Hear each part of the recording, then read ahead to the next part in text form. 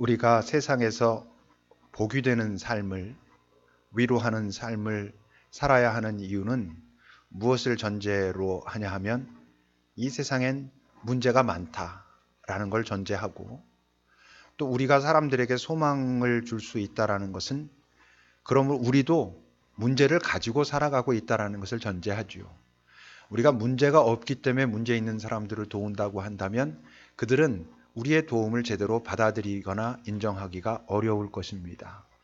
우리가 누군가를 인정하고 그 도움을 받아들일 수 있게 되는 건, 저도 참 나처럼 똑같이 힘들고 아픈 문제를 갖고 있음에도 불구하고 저는 어떻게 저렇게 살까? 이런 궁금함이 그 삶을 호기심을 갖게 하고 그 도움을 긍정적으로 받아들이고 거기서 또 새로운 소망을 찾고 이렇게 되는 것이지요. 예수 믿는 사람들이 빠지기 쉬운 오류 중에 하나가, 어떤 자기 삶에 어떤 문제가 생기게 되면 무엇부터 염려하냐면, 혹시 내가 무슨 죄를 진 건 아닐까? 하나님이 뭔가 나를 지금 미워하시는 건 아닐까? 이런 생각에 빠지기 쉬운데, 실제로 어떻습니까? 삶의 문제는 꼭 부정적인 이유 때문에 죄를 지었던, 어떤 실패를 했건 실수를 했건 나쁜 의도가 있었건 이런 것들 때문에만 우리에게 문제가 일어나는 건 아니죠.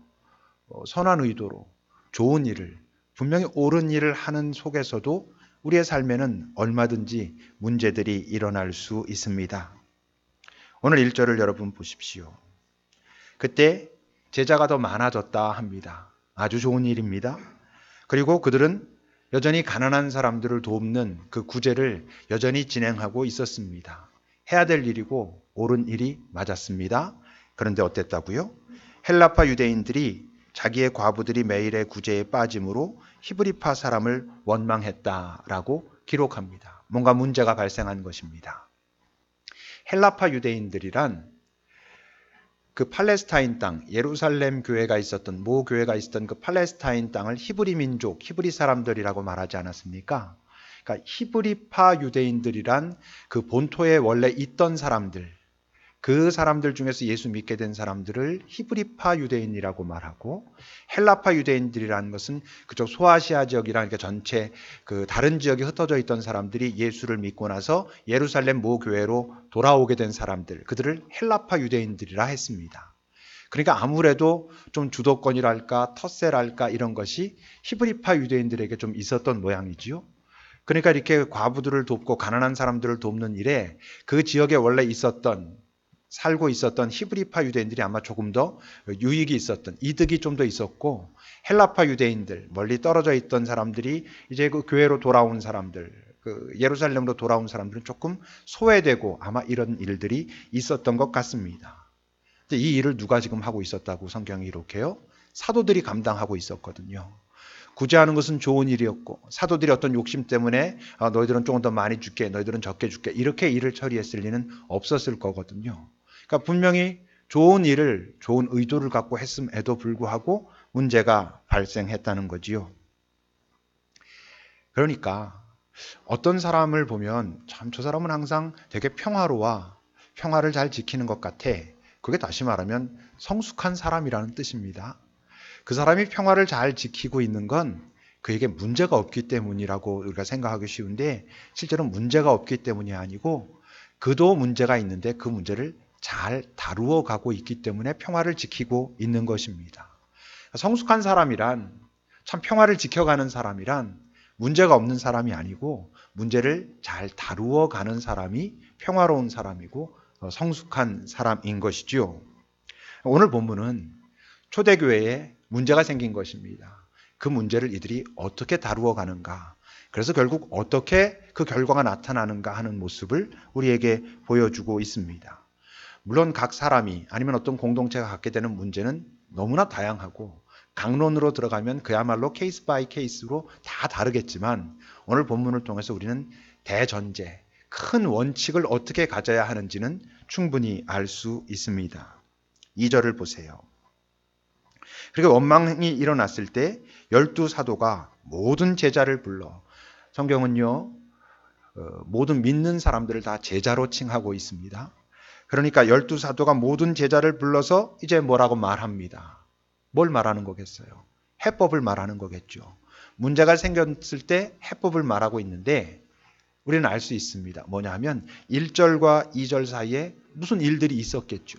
원망이 있었는데 원망이 있자마자 바로 해법이 나오진 않았을 거란 말이죠. 그러니까 그 사이에 여러분 무슨 일들이 있었을까?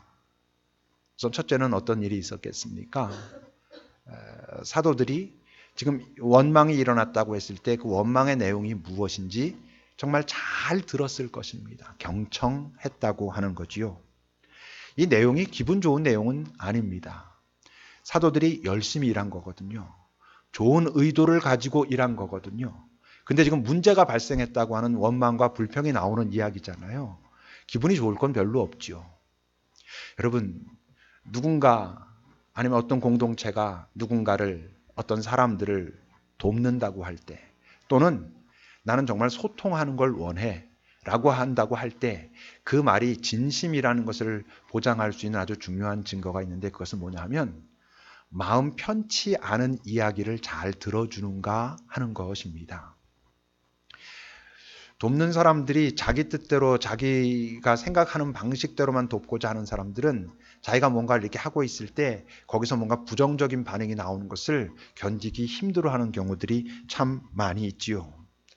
만약 이들이 이렇게 원망하고 불평할 때 사도들이 범사에 감사하라 했거늘 너희들 잠시 너희들이 이렇게 소외되는 듯하다고 원망하고 불평하면 되겠느냐라고 윽박질렀다든지, 너희들은 그렇게 뭐 몇 번 빠졌다 그러는데 우리는 거의 못 먹고 지금 얼마나 우리가 애쓰고 수고하고 노력하고 있는데 너희들 지금 거기서 그럼 불평하고 있느냐라고 했다면 여러분 어떻게 됐겠습니까? 잠잠해졌겠죠. 그들이 뭐 어떤 힘을 가진 사람들은 아니었었거든요. 지금 사도들의 권위는 대단했을 때였었거든요. 그러니까 만약에 사도들이 그 불평하는 사람들을 꾸짖고 윽박질렀다면 잠잠해졌을 것입니다. 그러면서 점점 그 공동체에는 균열이 일어났겠죠. 참 그런 경우들이 많이 있습니다. 특히 가정에서 일어나기 쉬운 일들이죠. 자녀들이 뭔가 불평을 말합니다. 불만을 말합니다. 그러면 부모들 입장에서 볼 땐 나름대로 잘해줬거든. 내가 많이 애썼거든. 그러니까 넌 지금 그거 한 가지 가지고 그러냐, 뭐 내가 이렇게 했고 저렇게 했고 우리가 한 건 얼마고 뭐 막 얼마나 그러기가 쉽겠어요. 그러니까 시끄러, 뭐 입 다물어 하기가 얼마나 편안하고 좋은 해결 방법입니까? 애들은 뭐 입 다물겠죠. 근데 많은 경우는 그게 꼭 어떻게 바뀌기를 원해서 하는 것도 있지만 이래서 내가 힘들어 라고 말하는 경우들도 있을 수 있거든요. 근데 이 편치 않은 이야기를 잘 들어준다는 것이 그렇게 쉬운 일이 아닙니다. 정말로 사랑하지 않으면, 정말로 잘 저 사람의 마음을 알겠다라고 마음 먹지 않으면 쉬운 일이 아닌 것이죠. 교회에서 여러분 만약 뭐가 좀 불평이 있고 뭐가 이건 좀 아닌 것 같다라고 비난이 있고 이럴 때 뭐 이 지도자들이 뭐 주의 종을 뭐 어떻게 하면 뭐 어떻게 된다 뭐 이런 거 있지 않습니까? 그래서 입을 다물게 하기 시작하면 뭐 어떻게 하겠어요? 뭐 그런 분위기 속에서 입 다물겠죠. 그러면서 점점 그 공동체는 균열이 일어나게 돼 있습니다. 왜 점점 이 사회생활에서 회사나 이런 곳에서 이게 정말 내 회사구나라는 마음들이 점점 없어집니까? 뭔가를 얘기하고 이걸 고치고자 하면 그 높은 사람들이 별로 듣고 싶지 않은 얘기들은 자기네들 마음대로 듣지 않거든요. 자기네들 뜻대로 하거든요. 그러니까 점점 내 회사, 내가 여기 일생 동안 같이 할 곳이라고 하는 생각들이 점점 없어지게 돼 있지요. 그런데 오늘 사도들은 어떻게 했다는 것입니까? 이 뒤에 나오는 이런 참 제대로 된 진단과 대처가 있었다는 얘기는 먼저 잘 듣고 잘 들으면서 실제 상황이 뭔가 잘 파악하고 이렇게 했다고 하는 것이죠. 잘 들었으면 그 다음에 어떻게 합니까? 이제 진단을 해 가야 되겠죠. 아마 개인적으로 여러 사도들이 있었으니까 12명의 사도들이 있었으니까 그 사도들이 개인적으로도 고민했을 것입니다. 이게 뭐가 문제일까? 그리고 함께 협의도 했을 것입니다. 혼자 결정하지 않는 것이 훨씬 안전하거든요. 그러니까 개인적으로도 고민하고 사도들끼리 모였어도 이게 지금 뭐가 문제가 돼서 이런 일이 벌어졌을까라고 협의했을 것입니다. 무엇을 놓치지 않은 채로 개인적으로도 기도하고 함께 모여서도 기도하면서, 다시 말해서 하나님과도 상의하면서 이것을 우리가 어떻게 봐야 하는지, 어떻게 해결해 가야 하는지를 깊이 고민하면서 그렇게 했겠죠. 어떤 것들을 살폈을까? 우선 첫째는요, 이런 걸 살폈을 것입니다. 이게 진짜 문제인가? 때론 문제라고 말할 때 우리가 그 문제라고 하는 단어의 그 범위가 너무 넓어요. 좀 이렇게 좁힐 필요가 있습니다. 이게 문제구나라고 말할 땐 어떤 것을 문제라고 말해야 되냐면 해결할 수 있는 방법이 있을 때, 이것은 이렇게 하면 아마 해결될 수 있겠구나. 그러니까 뭔가를 놓치고 있구나. 해결할 수 있겠구나라고 하는 것을 문제라고 해야지, 자칫 잘못하면 우리는 내가 그냥 불편하다는 이유로 문제라고 말하고 있을 수 있어요. 어떤 건 불편하지만 그냥 받아들이고 살아야 할 현실일 수도 있거든요. 근데 우리는 불편한 모든 것을 너무 다 문제라고 하는 인식을 가지고 있다 보니까 내 인생은 그냥 문제 자체야. 내 인생은 문제 덩어리야. 이렇게 생각해 버리기가 쉬울 수 있단 말이죠. 그러면 어떻게 되냐 하면 정말 내가 집중하고 해결하고 힘을 쏟아야 될 진짜 문제에 내가 직면하고 거기를 위해서 애쓰는 게 아니라 전부가 문제니까 내 인생에 너무 문제가 많아라고 하는 그 인식에 눌려가지고 내 에너지가 다 소비되고 있을 수 있다고 하는 겁니다. 여러분, 만약 사도들이 그 헬라파 유대인들의 불평을 듣고 나서 가만히 잘 조사를 해봤더니 실제로는 그들이 몰라서 그렇지 히브리파 유대인들의 그 가난한 자들도 요즘은 구제를 거르고 있었어. 다시 말하면 그 공동체가 서로 모금하고 이랬던 것들이 다 떨어져 가지고 어떻게 서로 간에 다들 지금 되게 힘든 상황에 놓여 있었다고 한다면 그것은 당장 어떻게 해결할 수 있는, 다시 말해서 헬라파 유대인들과 히브리파 유대인들의 문제가 아니고 그 공동체 전체의 문제니까 그렇게 불평하고 이럴 문제가 아닐 수 있는 것이잖아요. 그러니까 그렇다면 지금 현재 오늘 상황에서 벌어지고 있는 바로 그 문제랑은 전혀 다른 문제가 되는 것이죠. 그러니까 우리는 여러분, 지금 내가 불편해하고 있는 이 상황이 정말 지금 내가 노력하면 해결책이 나올 수 있는 그런 실제적인 문제인지, 지금은 내가 가지고 가야 되는 현실인지를 잘 구분할 줄 알아야 됩니다. 물론 현실이었던 것이 어느 시점이 되면 다시 내가 이제는 풀어가야 할 문제가 될 수도 있지요. 불편하다고 다 문제는 아닌 것입니다. 지금 제 삶에 불편함이 있습니다. 실제로 저의 삶에 불편함이 있지만 하나님 앞에 기도하고 그래봐도 지금 당장 이 불편함을 해결할 수 있는 그런 때가 아닌 거예요. 그러면 불편해도 들고 살아가야 되는 것이죠. 이 다음에 어느 때쯤 되면 하나님께서 이제 네가 이 문제를 잘 해결할 수 있을 때가 된 것 같다라고 하는 마음을 주실 때, 그리고 그럴 만한 상황이 만들어졌을 때 이제 그 상황은 나에게 실질적인 문제가 되는 것이고, 그럼 그때 가서 이제 이걸 어떻게 해결해 가야 할 것인가를 다시 고민하게 되겠죠. 그런데 우린 너무 불편한 것을 전부 문제라고 인식하고 있으니까 너무 삶의 문제가 많아서 어떤 것부터 손을 대야 할지 모른다라고 생각하기 쉽게 된다는 것입니다. 기억하십시오. 불편하다고 다 문제는 아니라는 거. 때로는 내가 그냥 불편하지만 들고 가야 할 현실이라는 것도 있을 수 있다는 거. 가장 먼저 내가 불편할 때, 문제가 발생했다라고 할 때 이게 진짜 문제 맞는가를 확인해 봐야 하겠지요. 문제라면 문제가 맞구나. 정말 이런 문제가 발생했구나. 정말로 헬라파 유대인들이 뭔가 소외되고 있구나. 히브리파 유대인들이 뭔가 좀 더 이렇게 가져가고 있구나. 이게 뭐가 문제일까? 이제는 어떻게 합니까? 원인을 규명해야지요. 근데 여기서도 중요한 게 있어요. 우리가 지금 얘기한 것처럼 문제라고 하는 단어, 문제라고 하는 그 인식의 범위는 좁혀야 될 필요가 있다 했죠.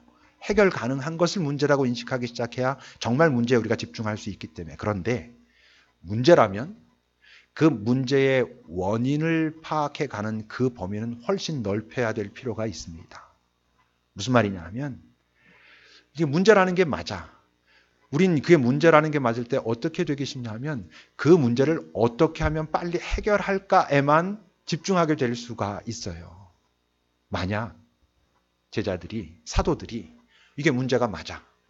그럼 이걸 어떻게 해결해야지 이 문제가 없어질까에만 집중하기 시작했다면 이제는 아마 이런 일들이 벌어졌을 것입니다. 12명의 사도들이 지금까지는 한 6명 정도만 이 구제를 하는 일에 투입이 됐었는데 안 되겠다. 12명 다 들어와야 되겠다. 그래서 당신은 히브리파 유대인들을 맡고 당신은 헬라파 유대인들을 맡고 당신은 수급을 맡고 해가지고 이 일을 우리가 좀 더 이렇게 다 역할들을 맡아가지고 감당해야 되겠소. 그러면 이 문제가 해결될 것 같습니다. 라고 했다면 어떻게 됐겠어요? 잠시 해결되는 것처럼 보일지 모르지만 이 공동체는 더 흔들리게 됐을 것입니다. 왜 그랬을까요? 문제의 원인을 규명할 때 어떻게 할 것인가에만 집중하기 때문에 그렇죠. 실제로는 어떤 부분들을 살펴봐야 되는 거냐 하면 이 일을 계속 진행하는 것이 옳은가? 또는 이 일은 우리가 감당하는 것이 맞나? 이런 조금 더 멀리 떨어져 가지고도 볼 줄 알아야 된다는 것이죠. 우리가 성산 푸른초장을 몇 년 전에 계속 다니다가 잠시 쉬었죠. 잠시 쉴 때는 왜 쉬었냐 하면 부서별로 이렇게 나눠서 가다 보니까 다들 지쳤어요. 어떤 부서는 사람들이 좀 있어가지고 가는 게 별로 어렵지 않았는데 어떤 그룹은 너무 그 일이 부담스럽고 힘이 들으니까 이제 점점 그 진심이 아닌 어떤 형태들이 막 나오는 문제들이 발생했어요. 그때 우리가 고민한 건 일단 지금 너무들 이렇게 지쳐하고 이러니까 일단 쉬어야 되겠다라고 해서 멈췄어요. 만약에 그 일을 무조건 진행하고자 했다면 더 사람들 많이 오고 뭐 막 그렇게만 했을 거예요. 근데 멈췄다가 조금 시간이 가면서 야 근데 이게 우리가 감당하는 게 맞는 것 같아 하고는 지금 어떻게 진행하고 있냐면 그냥 자원하는 자들이 한 달에 한 번씩 모여서 가요. 뭐 거의 뭐 고정 멤버들이 되긴 했지만 그렇게 가고 있어요. 나름 잘한 것 같아요. 공부방을 했어요. 몇 년 동안 해왔어요. 그런데 점점 아이들이 이젠 공부방에 와서 잠시 그렇게 배우는 것보다 학원을 가게 되고 이 지역에서 뭐 그렇게 막 가난한 사람들이 많아서 학원을 못 가고 여기 와서 어쩔 수 없이 배우고 하는 사람들이 별로 없어졌어요. 우리가 만약 이 공부방을 어떻게 더 잘 유지할 수 있을까에만 집중했다면 더 포스터를 많이 붙이고 학교마다 더 다니면서 사람들을 모으고 막 이랬을 거예요. 교사들을 더 모아야 하고. 근데 일단 우리가 이 일은 여기서 멈추는 게 좋겠다. 그리고 공부방을 멈췄어요.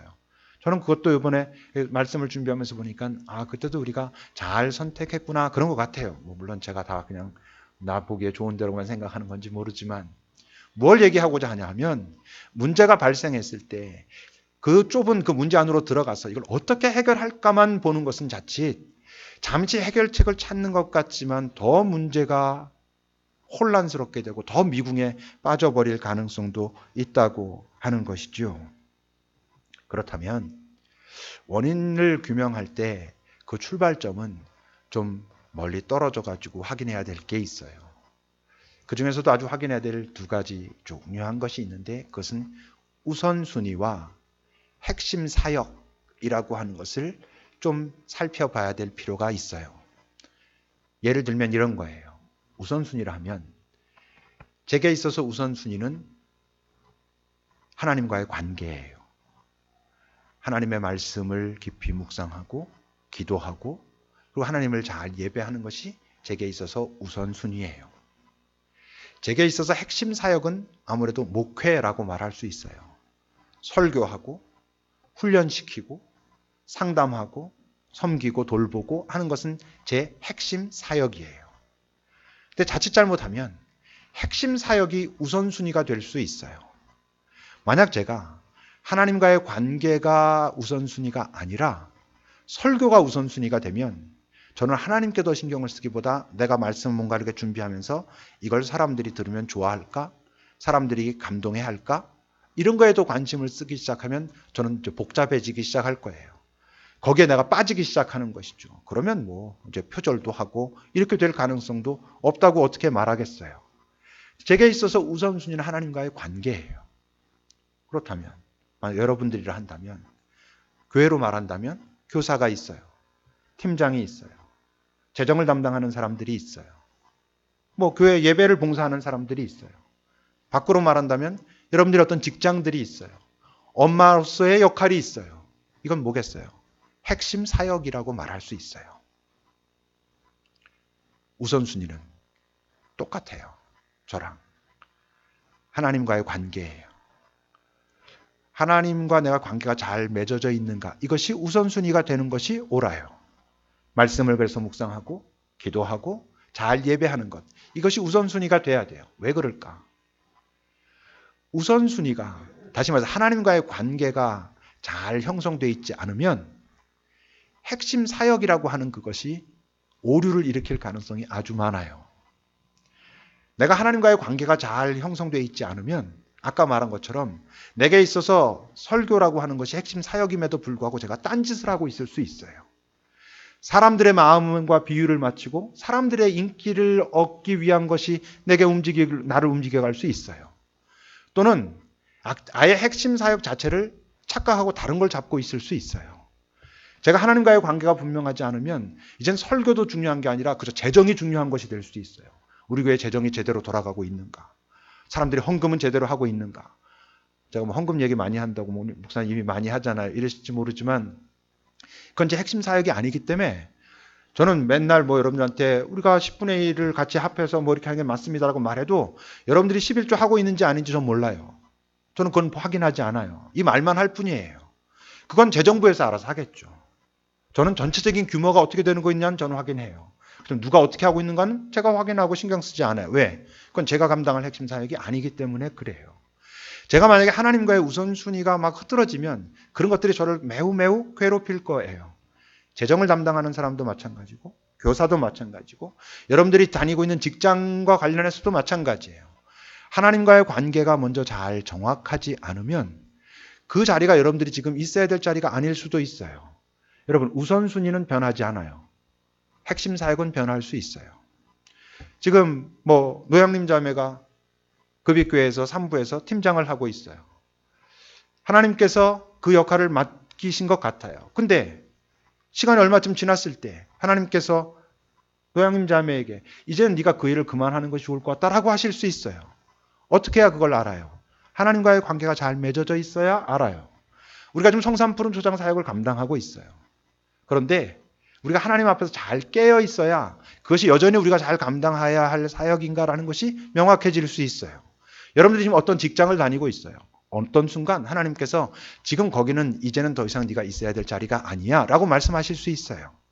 하나님과의 관계가 잘 맺어져 있어야 내가 내 삶의 지금 자리가 어디고 무엇을 감당해야 하고 그것을 어떻게 감당해야 하는지도 정확하게 알 수 있어요. 여러분 2절을 보십시오. 12사도가 모든 제자를 불러서 말해요. 우리가 하나님의 말씀을 제쳐놓고 다시 말하면 내가 우선순위를 우리가 놓치고 있었다라고 말하는 거예요. 접대를 일삼아 왔다라는 거예요. 그걸 일 삼아 왔다는 거예요. 거기에 집중했다는 거예요. 지금 어떤 혼란이 왔어요? 핵심 사역을 지금 놓치고 있었다라는 거예요. 그걸 우리가 감당할 것이 아닌데 그것을 감당해 왔다는 거예요. 4절을 보세요. 이제 우리는 오로지 기도하는 일과 말씀 사역이라고 말하고 있죠. 말씀 사역을 밑에 보면 여러분 성경 가진 사람들 보면 말씀의 봉사예요. 말씀을 전하는 거 가르치는 것을 말하고 있단 말이에요. 그건 사도들이 감당해야 될 핵심 사역이었어요. 그런데 그것을 하지 않고 우선순위가 흔들리고 하나님과의 관계가 이 바쁜 일들 속에서 흔들리다 보니까 우리가 해야 될 일이 아닌 다른 일에 우리가 지금 집중하여 빠지고 있었다. 그래서 이게 문제가 발생했었구나라는 거예요. 그러니까 이 일이 옳은 일인데 우리가 감당해야 할 일은 아니었다는 것이죠. 그래서 사람들을 세운다는 거예요. 사람을 세우는 것도 잘 보세요. 3절입니다. 형제들아 너희 가운데서 성령과 지혜가 충만하여 칭찬받는 사람 7을 택하라. 우리가 이 일을 그들에게 맡기겠다. 무슨 얘기예요? 이 일은 그 세워진 7사람들이 감당해야 될 핵심 사역인 것 같다라고 말하고 있는 거예요. 그러니까 그들이 맡아야 될 일은 그거였어요. 근데 그들도 그 위에 보면 여러분 성령과 지혜가 충만한 사람들이라 말했죠. 그건 뭘 의미해요? 성령과 지혜가 충만해지는 것은 우선순위를 통해서 갖추게 되는 거예요. 하나님과의 관계를 통해서 성령이 충만하고 지혜를 갖게 되는 거예요. 그럴 때 바르게 보게 되는 거예요. 내가 무엇을 감당해야 되는지 그리고 그것을 어떻게 감당해야 되는지도 그래야 정확하게 보여요. 여러분들의 삶이 지금 뭔가 얽혀서 혼란스럽고 도대체 이걸 어떻게 풀어가야 하는지 모르겠다면 그 안에 더 깊이 빠져들어가 가지고 이걸 어떻게 해결해야지라고 하기 전에 오히려 좀 더 멀리 떨어져서 마치 남의 문제 보듯이 왜 그런 얘기 있죠? 장기 두고 바둑 두는 사람들 이야기들 들어보면 내가 둘 때는 잘 안 보이는데 훈수하려고 하니까 잘 보인다고. 좀 멀리 떨어져서 이것이 지금 내가 계속 감당하는 것이 맞는 것인지 그리고 이것은 옳은 것인지 진행해야 하는 것이 맞는 것인지로부터 봐야지. 오히려 더 멀리 떨어져 가지고 내가 지금 하나님과의 관계가 제대로 형성되어 있는 상태에서 이 일을 감당하고 있는지를 제대로 봐야 여러분 그 문제가 제대로 보여요. 몇 번이나 우리 얘기했잖아요. 그 골리앗과의 싸움터에서 그 블레셋 사람들과의 싸움터에서 다윗을 제외한 모든 이스라엘 백성들은 우선순위가 흐트러져 있었어요. 하나님과의 관계가 흐트러져 있었단 말이에요. 그러니까 그들은 실체를 보지 못했어요. 이들과의 전쟁을 어떻게 해야 될지도 모르겠고 이 전쟁을 자기네들이 이길 수 있는 방법도 찾지 못했어요. 오직 한 사람 다윗만 하나님과의 관계가 여전히 형성되어 있었고 우선순위가 분명했고 자기가 이 순간에 감당해야 할 것이 무엇인지 하나님과의 관계를 통해서 알게 되었고 어떻게 싸울까도 알았고 그래서 그가 이겼죠. 여러분 그게 멀어 보여도 그게 중요한 거예요. 항상 우리의 근데 인생에서의 문제는 내가 감당하고 있는 그 일, 그것이 핵심 사역인지 아닌지와도 관계없이 내가 지금 있는 그 일이 가장 급해 보여요. 근데 여러분 그거보다 우선순위가 훨씬 더 중요한 거예요. 그거를 기억해야 돼요. 우선순위를 놓치면 열심히 살수록 더 위험해질 수도 있어요. 왜 그럴까요? 우선순위를 놓치게 되면 나를 움직이고 있는 동력이 내 욕심일 수 있어요. 내 상처일 수 있어요. 사람들이 나에게 가지고 있는 기대에 의해서 내가 막 움직여가고 있을 수 있어요. 염려나 두려움일 수도 있어요. 그거를 없애기 위해서 이 문제를 해결하겠다고 빠져들어가니까 실제로는 더 이상한 데로 가고 있어요. 여러분, 지금 여러분들이 가지고 있는 문제의 해법을 잘 모르겠다면 더 많이 고민한다고 해법이 떠오를 것 같아요? 아니에요. 그 문제의 다른 면을 보거나 더 깊은 면을 보거나 더 멀리서 전체를 보거나 하는 시각이 세워지지 않으면 그 문제 앞에 서가지고 이걸 어떻게 여러분들 스스로의 문제를 여러분들 스스로만큼 더 많이 고민한 사람이 어디 있겠어요. 그걸 그렇게 오랫동안 고민해 왔는데도 해결되지 않는데 뭔가 얼마나 새로운 딱 뭐가 나타나가지고 이렇게 하니까 완전히 해결되는구만 이 생기겠어요. 대부분 문제의 해결은 그 문제 자체 속에서 해법을 찾기보단 그 문제를 바라보는 시각이 달라져서 해법이 보이기 시작하는 거예요. 그런데 문제 자체에만 빠져들어가요. 더 깊이 빠져들어가요. 더 많이 애쓰고 더 많이 시간을 투자하고 더 많이 재정을 투자하면 해결될 거라고 우린 착각해요. 근데 대부분 아니에요. 대부분은 그 문제를 보는 시각이 달라져서 그 문제가 나를 훨씬 덜 괴롭히게 돼가지고 해결됐다고 생각하는 거예요. 근데 어떻게 해야 되게요? 우선순위가 바로 이렇게 세워져야 돼요. 그래야지 내가 지금 이 자리에서 감당해야 될 것이 이것이 맞는가? 그리고 이것은 어떻게 해결하기를 원하시는가? 이렇게 돼야 그 문제를 해결해 갈 수 있어요, 여러분. 사도들은 그렇게 했다는 거예요. 깊이 고민해요. 더 멀리서 봐요. 우리가 지금 우선순위를 혹시 놓치진 않았는가? 놓쳤다. 우선순위를 놓쳐서 우리가 감당해야 될 핵심 사역이 이것이 아닌데 우리가 여기에 빠져 있었다. 그러니까 이게 더 엉켜 있었구나.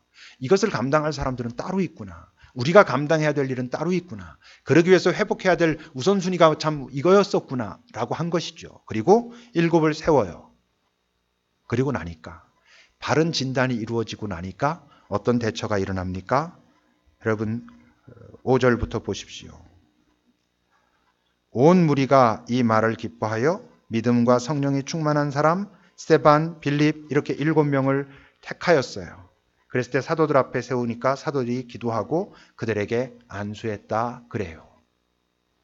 여러분 문제를 만나게 됐을 때 바르게 진단하고 그래서 바르게 대처하게 되면 사람은 그리고 그 일 자체까지도 대부분은 성장하고 성숙하게 돼 있어요. 문제를 잘 진단하고 대처하면 어우 다행이다 원위치 됐네 이렇게 되는 게 아니에요. 성장해요. 성숙하게 돼 있어요. 우리는 문제 자체는 힘든 것이지만 그 문제를 잘 해결해 가면 그 사람은 성숙해져 있어요. 여러분들 주변에 있는 사람들을 한번 잘 보세요. 어떤 사람이 야, 저 사람 참 달라졌어. 저 사람 참 깊어졌어. 저 사람 참 시야가 넓어졌어. 저 사람 참 안에 내면에 공간이 생겼어. 라고 하는 사람들의 그 전에 어떤 일이 있었는지 대부분 어려움들이 있었어요. 헤매기도 했어요. 근데 잘 극복해냈어요. 그랬을 때 만들어지는 거예요. 잘 극복해내지 않으면 문제를 통과하면서 사람들은 더 날카로워져요. 더 독해져요. 더 악착 같아져요. 나빠지는 것이죠. 잘 진단한 게 아니에요. 잘 대처해 간 게 아니에요. 오늘 보면 7절을 보세요, 여러분. 좀 생뚱맞는 것 같지만 그렇게 안수했을 때 7절 앞엔 이런 전제가 있다고 봐야 되겠죠. 문제들이 발생했을 때 이런 방식으로 하나님과의 관계를 잘 다시 확인하고 하나님께 지혜를 물으며 맡아야 할 사람들을 맡아야 될 자리에 그렇게 놓는 공동체에 대하여 이런 전제가 있다고 말할 수 있어요. 그때 그들에겐 하나님의 말씀이 점점 왕성하여졌다 그래요. 점점 하나님의 말씀은 왕성해졌어요. 예루살렘에 있는 제자의 수는 더 심히 많아졌어요. 심지어 그 반대 세력이던 제사장들 중에 일부도 그들 공동체 안으로 들어왔어요. 어떻게 됐다는 얘기예요? 성장했다는 거예요. 성숙해졌다는 거예요. 여긴 나와 있지 않지만 이미 우리는 보고 있는 것처럼 이 문제를 통과하면서 초대교회가 교회로서의 조직을 갖추기 시작했어요. 견고해진 것이죠. 나중에 이들이 돌아보면서 어떻게 됐을 것 같아요? 야, 그때 그 문제가 있었기 때문에 우리가 이렇게 조금 더 견고해졌구나. 그 문제를 통과하면서 우리가 서로를 좀 더 이해하게 됐구나. 그 문제를 통과하면서 우리가 좀 더 가까워졌구나. 라고 말하게 됐겠죠.